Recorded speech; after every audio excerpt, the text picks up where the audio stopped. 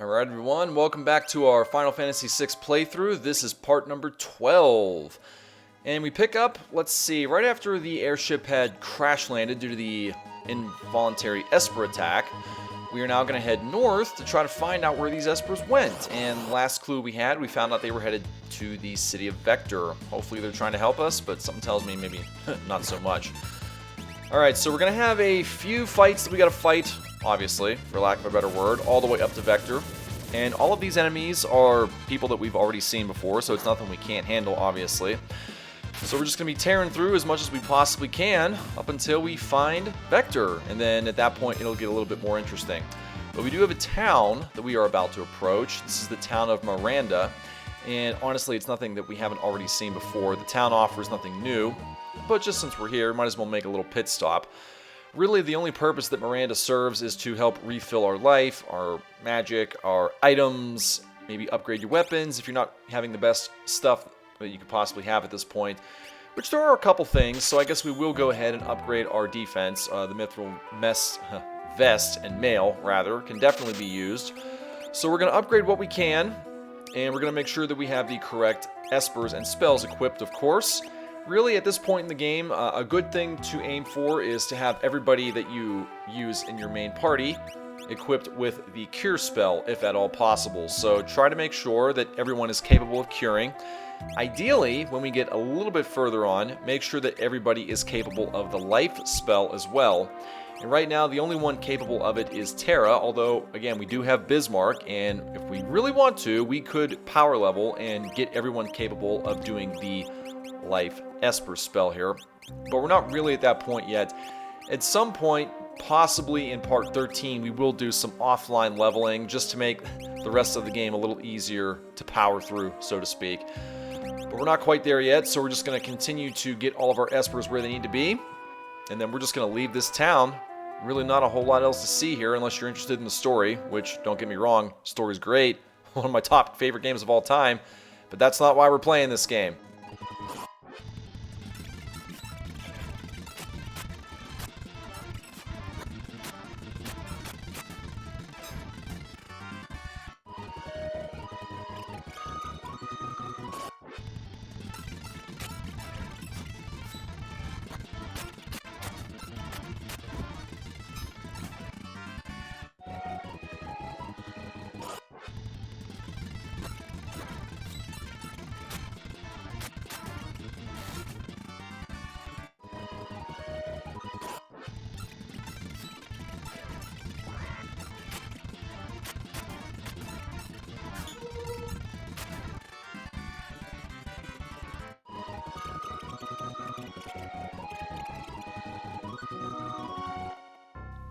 Alright, here we are. We have finally made it back to Vector, and oh lord, looks like this town has been torn asunder.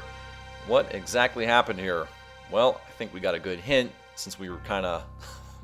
we figured it out with the airship, right? Alright, so we're gonna head up toward... what's going on? Yeah, like you don't know. Actually, he doesn't know. Yeah, there's Bannon. We haven't seen him in a while. Yeah, we did talk with Esper. It's not that you would know anything about it. Alright, back to the Imperial Castle. We're going to see if we can figure out, did they tear Kefka a new one? That would have been nice. Emperor's expecting you. Well, I guess the Emperor is safe. But let's go ahead up here and let's see what exactly happened, or didn't happen rather, I guess. Make sure everyone's cured up. This could be a big snafu we're about to walk into. You never know. Could be setting a trap for us. Well, what's actually happening here? There's Gestal. Lost your will to fight, huh? Well, I can't say I blame you after seeing what those Espers just did to your stupid town. Change of heart? Yeah, I'll believe that when I see it. Yep, Sid. We don't really know if he's friend or foe at this point, but obviously he helped us escape, so I'm willing to think that he's neutral or neutral-leaning returners. Hanging up your weapons for good, huh? Well, that's kind of nice. Yeah, I think he had an idea, he just didn't care. Shred the world. Isn't that nice, huh? Normally, this is a part where I would skip just for story's sake, but because it's actually a short cut scene, we'll just go ahead and let it play out.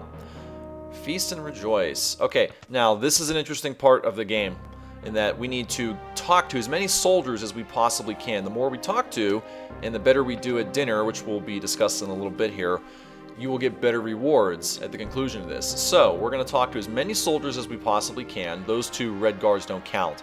So, we're going to show you the ultimate path to go here. Get these 2 out of the way. Get the 2 Magitech guards down here. That's 4. And then you really have a choice as to which way to go. I choose to go left in a clockwise pattern here, clockwise fashion, and go up and around.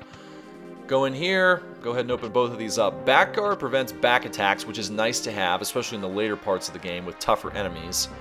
Go in this door here, and you're going to have a whole bunch of guards, and it can get kind of tricky here if you don't keep track of the ones you've talked to. So you got 4 guards on the bottom, 1 sitting in the chair, and then a couple up top. Now some of these guards will trigger unavoidable fights, so you don't want to take them out quickly as you possibly can. So I would say use Aura Bolt, use any kind of extremely strong blitz attacks, strong attacks like the drill. Take these things out quickly because 4 minutes will go rather fast. I know it seems like a lot of time, but it does go quickly here, and these forced fights will drain probably 30 seconds apiece if you're not careful. So please be careful and play fast. So we got 1, 2, 3, 4, 5, 6, 7, 8. I've lost track of how many, and these guards are really annoying. They purposely walk around all over the place. Pretty sure we got 1 left to go here. Tincture, really nothing to worry about. Nothing too cool at this point. 9, and get out of the way, you stupid ass guards. It has been dismantled. We got 1 door back here. And we have 1 more fight that we unfortunately have to fight. Again, use your strong attacks. Bolt 2 works really good actually, so I honestly should have done that with the last one. Check this out. Bolt 2 against the human foe. Yeah, that's pretty dang good. And we're going to get on out of here as quick as we can. Yeah, I don't care about your dialogue. Shut up. It's 11 people. Alright, we've got everybody we can possibly get at this point, so let's go down and out and up. Through this last door here. Up and around. Thankfully, there's no random encounters. Alright, go ahead and get the 2 over here. I think we have 1 more fight that we have to face. Not on this side at least, but we will have another one coming. Get the 2 up here. And then there's 1 more in that front door here. And this is going to look kind of familiar. This is where Kefka hit the switch to get those cranes to come after us. If you're thinking back on the story and you were paying attention. Alright, 1 more human enemy here. Bolt 2 makes quick work of them. Gonna go ahead and get rid of him quickly. And we're basically at the halfway point, and it's a little less than 2 minutes to go. I guess we could have done a little better on time with that first random encounter. But it's okay, we're going to go ahead and keep moving on down. Now we're going to move on around to this side. 18 people making really good time. Keep on moving down. No doors in here, just follow the path. Alright, now we're going to have a few doors here we have to hit. Here's the first one. And we have 2 in here, and I think one of these will test us and make us fight. I think this... Oh, Gale Hairpin. That's a nice relic to have. And thankfully, nobody made us fight here. We'll have to talk about some of these relics as we get more time. This one's not making us fight. There is a chest here, Revivify. Good for bringing you back from zombie status. Shut the hell up, you stupid guard. Let's keep on moving on down. And I'll tell you now, the reason we're not really discussing a lot of these relics is because they're really simple. And none of them are really going to be used. I hate to say this. As we continue on with the fight here. We're going to have 2, maybe 3 more guards. Someone ought to thrash you. Well, please don't. Alright, now leave this last Magitech foe. Because if you don't, this is going to happen. A forced fight, a forced encounter. Now fortunately, we know something. Electric bolt attacks will take out machinery very, very quickly. I would have preferred to save this foe for the end, because you never know. But we got lucky here. Took him down very fast. 1,500 damage with Bolt 2. Here's the last guard we have to worry about. That's too bad for you. 24 humans we've just talked to. And then one last little thing for the road. You can't really talk to this one and have it count. But check this out. There is Kefka stewing in his jail. You think he's a little mad? Or you think he's just a little insane? Yeah, somehow I don't really believe it either. Now notice the time is up. Unfortunately, as I said, this does not count because we're not actually talking to Kefka, we're just peering into his cell. Alright, now we get to the banquet with the Emperor, and we're going to have some very, very important dialogue choices. And again, if you pick all the right dialogue choices, it's going to affect what you get at the very end of this banquet here. So pay very close attention. We will show you all of the right choices to pick. And if you are correct, we'll show you all the nice little loot that you get here too. So the first one coming up, let's read through all of us together. Yeah, I can imagine. All right.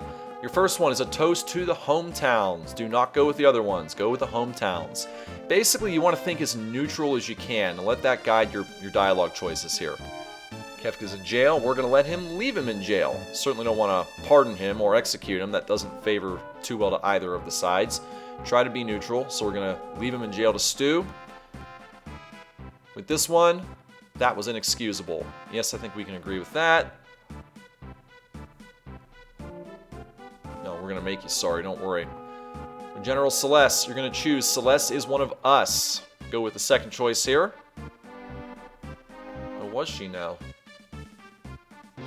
Yep, so we do have some questions here. Now, it doesn't matter which one you pick, but remember the first one that you pick. So I just go with the first one, why'd you start the war, to make it simple.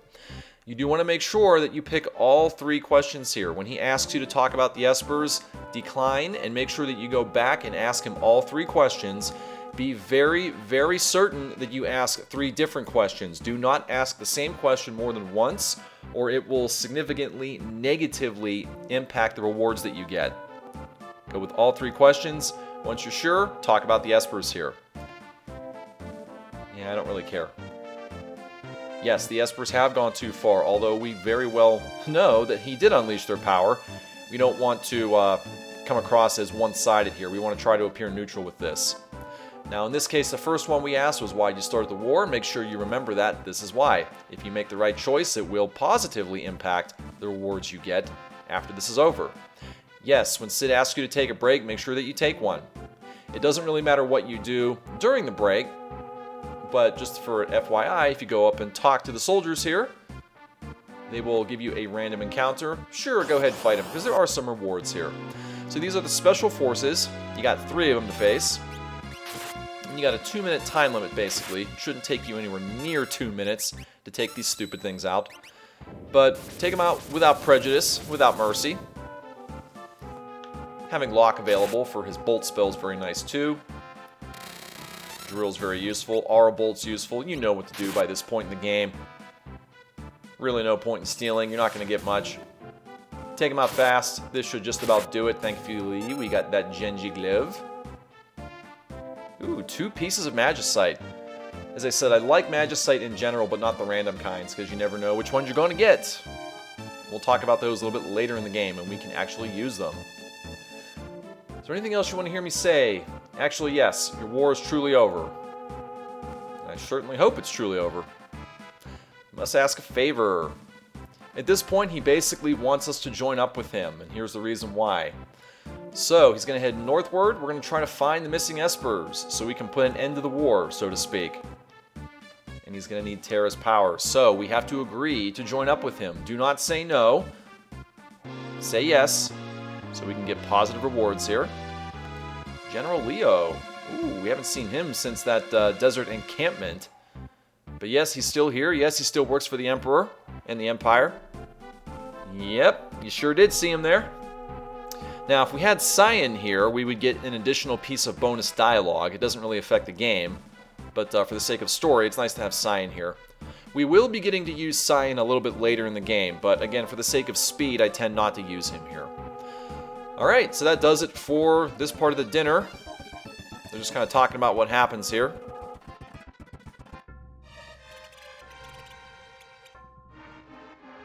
Alright, we come out of hyperdrive and we have one of the Emperor's royal guards, I should say, coming up. He's going to give us some rewards.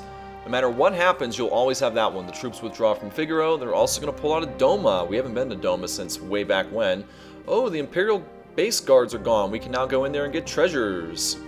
Tintina Bar will refill your health as you walk and take steps. That's a very nice one to have. Now this one, the Charm Bangle, because we made all the perfect choices and talked to the maximum number of guards, we earn the Charm Bangle, and that is huge. It's basically a Moogle Charm, gimped, if that makes any sense. I know we haven't gotten the Moogle Charm yet, but basically what the Charm Bangle does is it decreases random encounters that you will be fighting out in the field. And that's nice if you're looking to avoid very difficult multiple encounters here. I tend not to use the Charm Bangle very much, but the other aforementioned charm, which we haven't gotten yet, the Moogle Charm, will be used a little bit later in the second half of the game here, and we'll discuss that obviously more when we get to it. Alright, so that really does it for Vector for right now, and one of the biggest things that we saw is that we have gotten the guards out of that camp, and we've gotten a key to basically unlock that lower door in that building in the Imperial base, which houses all of these lovely treasures here. So, before we continue on with the next part of the game, we are going to head over to this Imperial base and get a lot of these lovely treasures. So we'll see when we get there.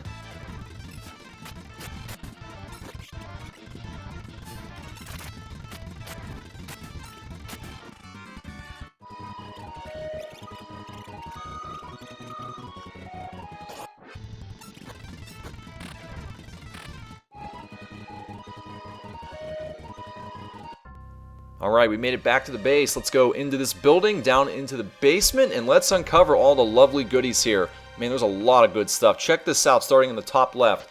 Cherub Down will cast Float on whoever equips that relic. Really, really nice to have. Lots of GP in here. Check this stuff out. Running Shoes, as we know, casts Haste. A couple random chests that give us, things we've already got. Cure Ring will cast Regen on a random ally that has it equipped, which basically is healing over time. Another Wall Ring, which is huge, which of course will reflect any spell that's cast. A Flame Saber that you can find in the stove. Make sure you don't forget about that one. Most people do. 20,000 GP in that chest. I've lost track of how much gold we picked up in this one room alone.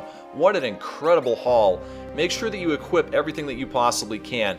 Absolutely amazing stuff. And if no other reason to go here, another Wall Ring. So we know we got to have 4 by the time we get to a random part in the second half of this game. We've already got 2 of them, so that's going to save us a lot of GP and a lot of time. Good haul. Glad we went there and got that stuff. Now we are going to leave here, and we are going to head to the town of Albrook to the next part of this game here.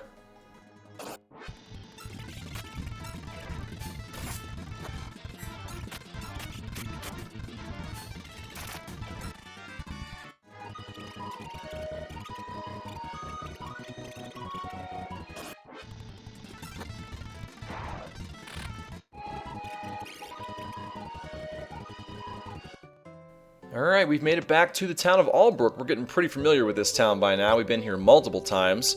And really, we're here for a couple reasons. Obviously, the first part is story related. We have to be here to advance the game. But also, we can use this as a place to refill our items and upgrade our weapons and our armor if we haven't already gotten the best stuff right now. And as I'm sure you remember, we got a hell of a lot of GP in those chests there. So anything we could possibly want to buy, we can certainly do that. But I'm going to encourage you not to do that, and the reason why is because we have yet another town that we're going to find when we complete the next part of this task here. Now check this out, Wall Rings, right? We've already got 2 of them. We can buy the other 2 if we really want to, and again, we've got the GP, so we could, but I'm going to, once again, encourage you not to do that because there is another amazing town with amazing weapons and items coming up here, so resist the temptation, just continue on down south. Once you've gotten everything you feel you need, and I'm pretty sure that we do. So we're going to head on south, and we're going to meet up with General Leo on this barge, yacht, ship, whatever you want to call it. We've got a lot of story here. He's going to take us all the way to the next part of the game and the next town that we have to go to. And because this is largely story-driven and story-based, ooh, look at this. Shadow and Celeste are back, right? So they're certainly alive and well. But we're going to go ahead and continue on. Zip on through to the next part of this game because this is heavily story driven right now. So see you so long, and we'll get to you in the next part.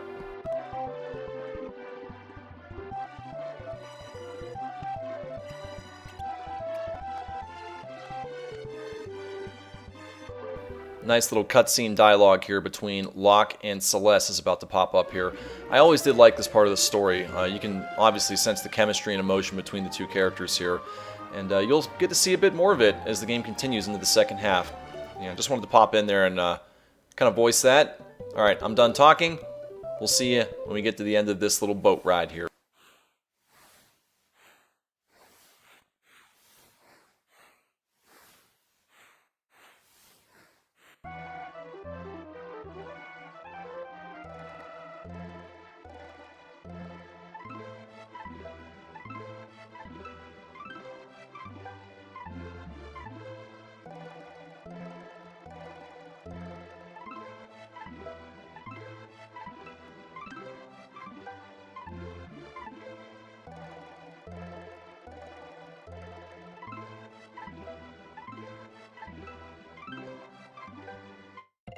Alright,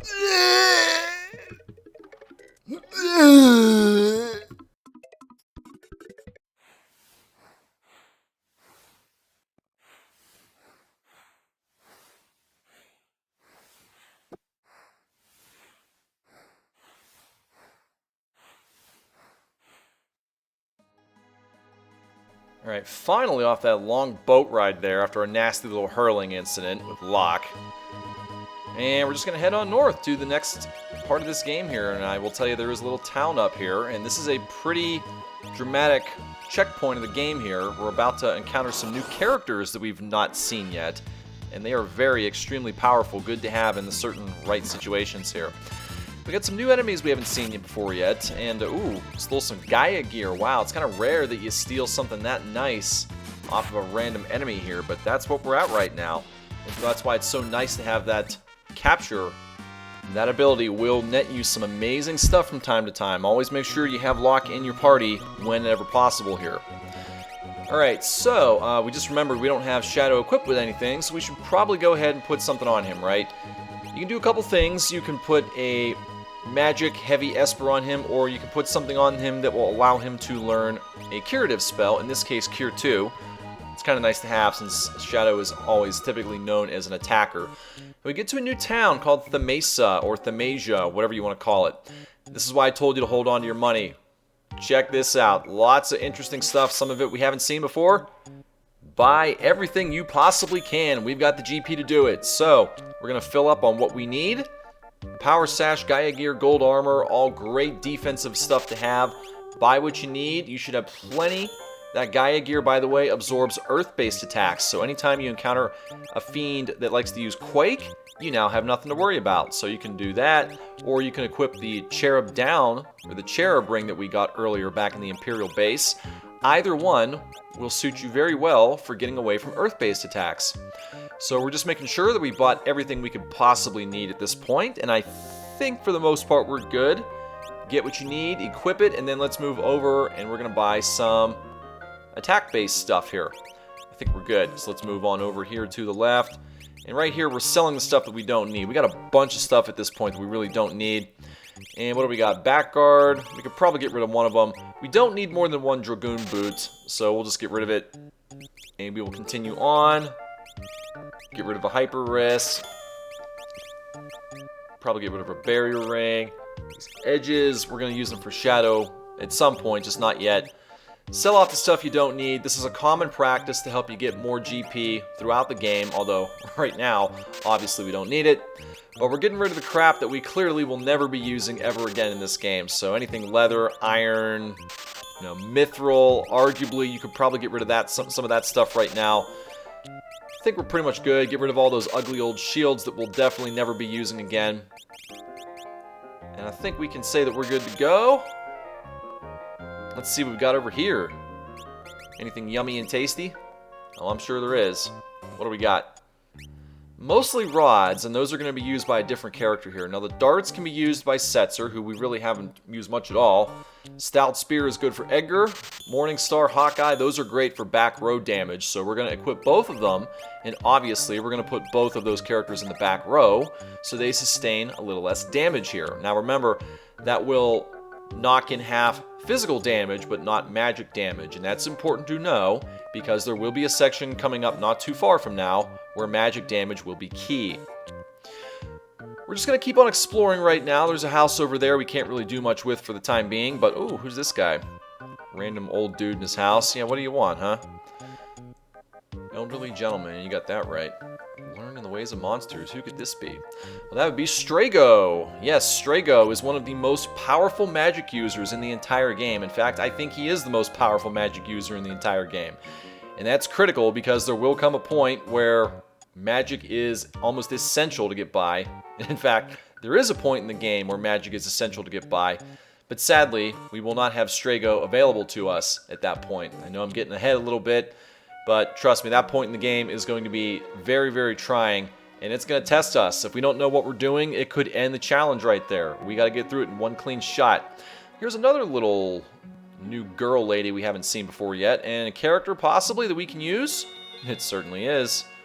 So who exactly is this? Your pictures captures everything, the very essence of life. Who is this? That is Realm. Yes, Realm has a very unique ability called the Sketch, where she can basically mimic and copy many abilities that a enemy would be using. And that's a very nice key tribute to have, or key attribute to have, I should say, because Realm, obviously her physical strength is not her main attribute here, so she has to rely on other abilities. And that Sketch is huge. You will see that come into play a few times throughout the course of battle here. And Strago's dog has now taken a liking to her. And although I find that interesting, I don't find it interesting for this run. So we're going to skip through the story, and we'll get back to you in the next part.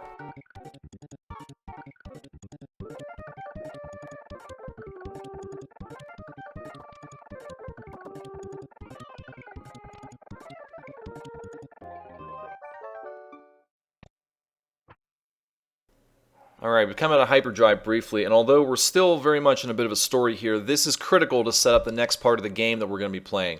And we're not going to be jumping into the next action sequence just yet, because it will take quite a bit. I just want to show you what's happening here. So, basically, Realm is trapped in a fiery house, and Shadow is still asleep. We can't get him to wake up. And that's, oh, he comes up, wakes up on his own, right? Well, unfortunately, he's not with us. So, we have Locke, we have Terra, and we have Strago with us, essentially. And before we go on to the next part, we want to make sure we have all the right people equipped. Trust me on this. You can still go into the town, you know, item shops, weapon stores. You can buy stuff if you still need it. You can equip stuff if you still need it, which I find very odd because they know the town's on fire right now. But it is what it is. It's a game. But anyway, like I said, we're going to save that for the next part. So you can feel free to leave the town, camp, and save right outside. And that's what we're going to do. We're going to save it here, and we'll see you in part 13 of Final Fantasy VI. Thanks for watching.